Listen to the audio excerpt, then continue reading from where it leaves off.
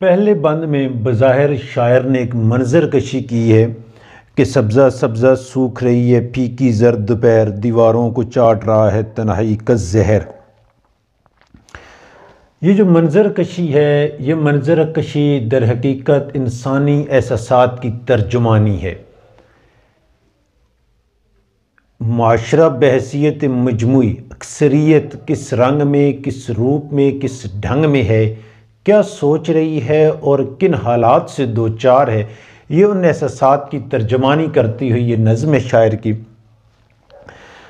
یہ جو سبزہ سبزہ پہلے مصرعے میں سوکھ رہی ہے، یہ در حقیقت انسانی جذبات کی ہے۔ وہ پھیکی ہے زرد دوپہر، اس میں کوئی امید، جب دوپہر آتی ہے تو روشنی ہونی چاہیے نا، سورج اپنی آب و تاب سے، لیکن کہتا ہے کہ اس سورج کے نکلنے سے بھی نہ کوئی امید یا وہ روشنی واضح نہیں ہے، وہ پھیکی ہے۔ دیواروں کو چاٹ رہا ہے تنہائی کا زہر، یہ دیواروں کو جو چاٹ رہا ہے تنہائی کا زہر، اس سے مراد ہے کہ سڑکیں ویران ہیں، راستے ویران ہیں۔ مراد کیا ہے کہ ہر انسان اپنی ذات کے خول میں بند ہے، ذات کے خول سے وہ باہر نکل کے سوچتا نہیں ہے، نہ سوچ رہا ہے نہ سوچنا چاہتا ہے۔ اگر سوچنا چاہے تو اس کے متبادل کیا چیز اس کے منتظر ہے، یہ اس نظم کا عنوان بھی ہے، روشنیوں کے شہر۔ دور افق تک گھٹتی بڑھتی اٹھتی گرتی رہتی ہے کوہر کی صورت، بے رونق دردوں کی گدلی لہر۔ کہتا ہے یہ جو انسان اپنی ذات کے خول کے اندر بند ہے، قید ہے، یہ جو خول ہے، یہ خول کس چیز کا ہے؟ یاسیت کا ہے، مایوسی کا ہے۔ انسان کو اس خول، ان حالات سے نکلنے کے لیے کوئی امید نظر نہیں آ رہی، وہ اس میں پابند ہو چکا ہے، مر چکا ہے، بالکل بے یاس حالت میں پڑا ہے۔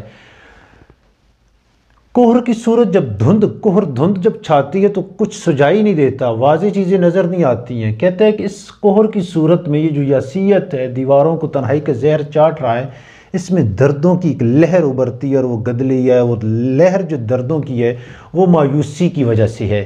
درد کی جو لہر ہے یہ یاسیت کی وجہ سے ہے۔ لیکن شاعر کہتا ہے کہ اس ذات کے خول، اس مایوسی کے خول میں، اس میں دفن، جہاں پہ کوئی امید نظر نہیں آ رہی، وہاں پہ بستا ہے اس کوہر کے پیچھے۔ یہ جو ذات کے اطراف میں ایک کوہر چھایا ہوا تھا دھند، اس کے دوسری طرف روشنیوں کا شہر ہے۔ یعنی کیا ہے؟ یعنی حال آپ کا تاریک ہے لیکن مستقبل تابناک ہے،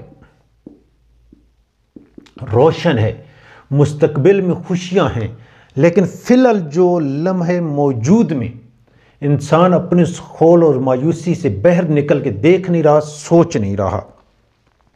جبکہ اگر وہ سوچے، اس حال کی جو تاریکی ہے، حال کی یاسیت ہے، اس سے نکلنا چاہے تو نکل سکتا ہے، کیونکہ مستقبل اس کا تابناک ہے، مستقبل میں جو ہے وہ کامیابیاں بھی موجود ہیں۔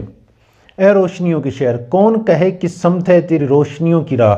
اب شاعر ڈائریکٹ اس روشنیوں سے کے شہر سے، اس امید سے اور اس مستقبل سے جو شاعر کے لیے، جو انسانوں کے لیے کامیابی کا ایک راستہ یا ہموار یا کامیابیوں کی منزل اپنے اندر چھپائے ہوئے، اس سے مخاطب ہے۔ ہر جانب بے نور کھڑی ہے ہجر کی شہر پناہ، تھک کر ہر سو بیٹھ رہی ہے شوق کی ماند سپاہ۔